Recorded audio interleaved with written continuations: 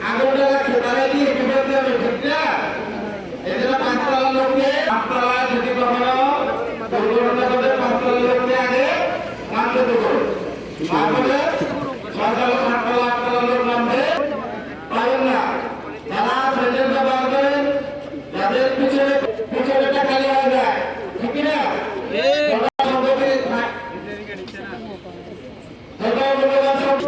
আগে বুঝতে হবে আমাদের এখানে ট্রেনিং কর্মীদের কাছে না আমরা ট্রেনিং করতে সরকার এখানে কিন্তু সব কিছু দেওয়া আছে সেফটি হিসেবে আপনার ভাইরাস সুরক্ষা আছে আইডেল আছে সরকারের কি এমনি তখন শুধু কি ব্যবহার যদি করা শুধু ব্যবহার